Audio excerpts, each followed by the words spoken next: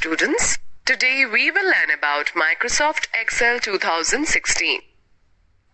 In the previous class, you were introduced to one of the most popular spreadsheet software, that is Excel 2016.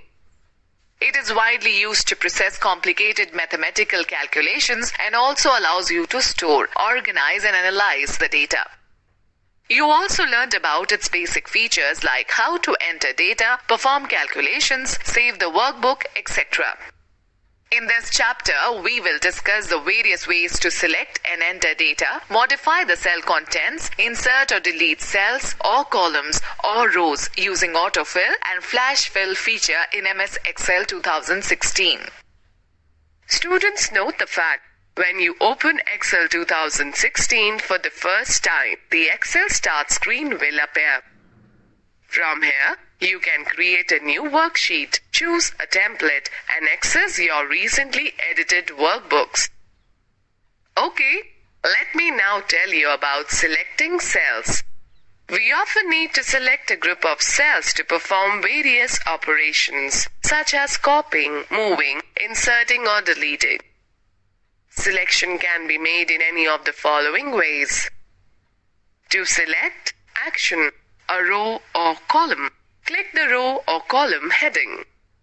Entire worksheet.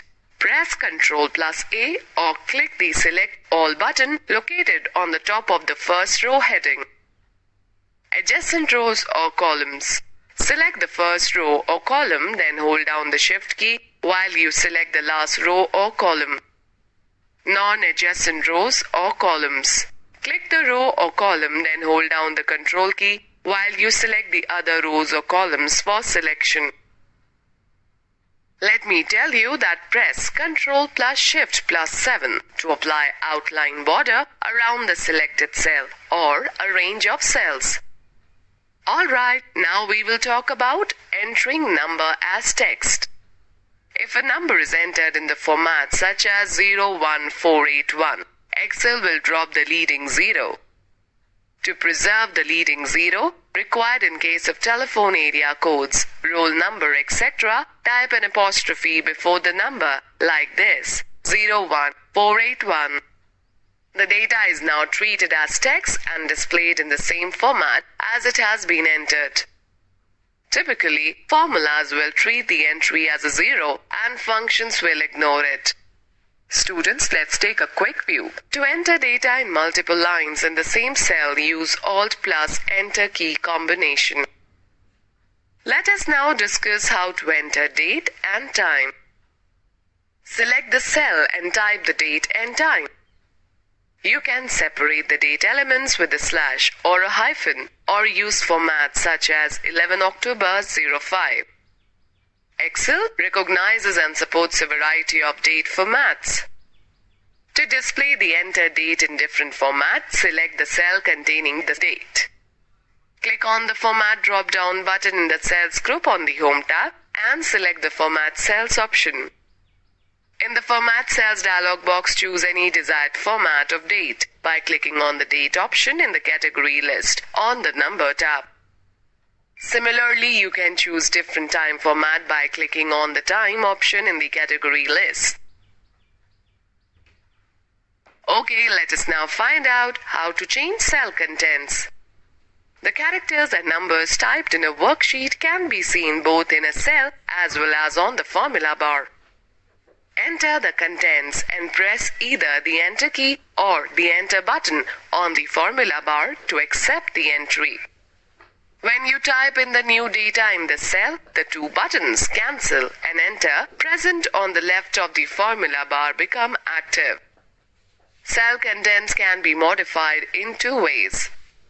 Replacing cell contents using Edit mode. Alright, now let us find out how to replace cell contents. You can edit the cell contents directly and replace them with a new entry.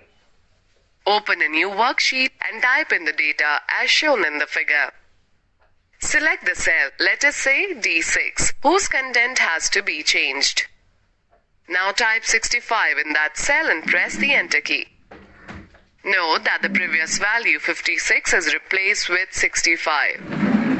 Similarly, try to change the contents of other cells. Let me share some facts with you. To clear the contents of the cell, select the cell. Click on the Clear button in the Editing group on the Home tab. Select Clear Contents option. You can also clear the contents of the cells by selecting the content and then pressing the Delete key. Now let's find out how to use Edit mode. Select the cell D6. Double-click on the cell. The insertion point will blink within the cell. Note that the edit mode is indicated on the left side of the status bar. Position the pointer at the desired place and change the contents.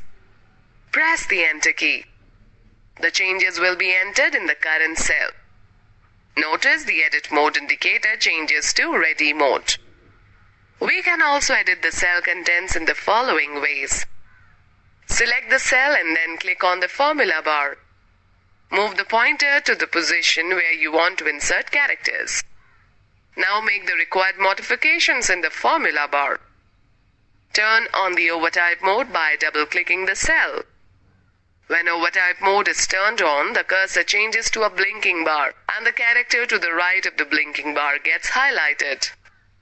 Press the Insert key from the keyboard. Start typing in the cell. The existing characters will get placed with the new characters you typed in. Students now know that you can change the cell contents by pressing F2 key after selecting the cell. The cursor will blink at the end of the cell content. Now let me tell you how to use the Undo and Redo feature. After making modifications in a cell, you may wish to cancel the changes and retrieve the previous data. To undo the last actions performed, use the Undo button on the Quick Access toolbar. The Redo command is used to quickly repeat the last actions that you have undone using Undo command. To do so, click on the Redo button on the Quick Access toolbar. Students, let us have a quick view. To repeat most commands or actions, press F4 key. Students, let me share some interesting tips with you. You can use the shortcut keys Ctrl+Z for undo and Ctrl+Y for redo actions. Some actions cannot be undone, such as clicking any command on the File tab menu. If the command or the action cannot be undone, the Undo button changes into Can't Undo. Some actions, such as using a function in a cell, cannot be repeated. If the command or the action cannot be repeated, the Redo button changes into Can't Repeat.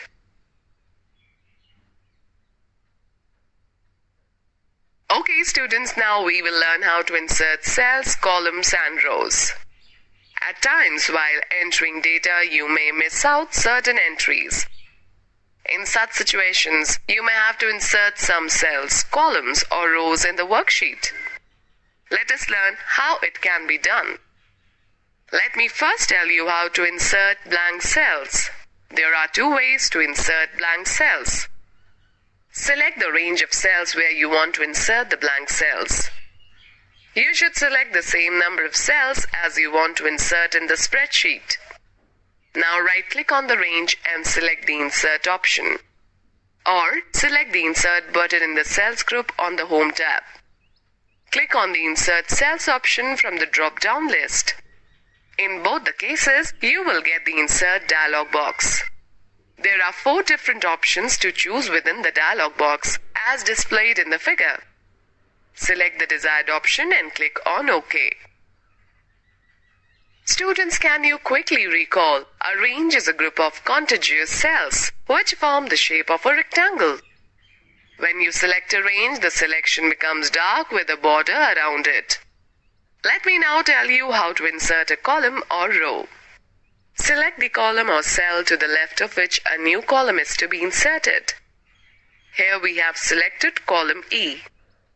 Click on the drop-down arrow of the Insert button in the Cells group on the Home tab and choose the Insert Sheet Columns option. Excel inserts a blank column to the left of the column E and shifts the entries of column E to column F. Students know that you can insert a row in the same way as you insert a column. Select the row or a cell above which a new row is to be inserted and choose Insert Sheet Rows from options of Insert drop-down menu. Also notice that to insert a blank column or row, right-click on the cell and select the Insert option from the pop-up menu and select the desired option from the Insert dialog box.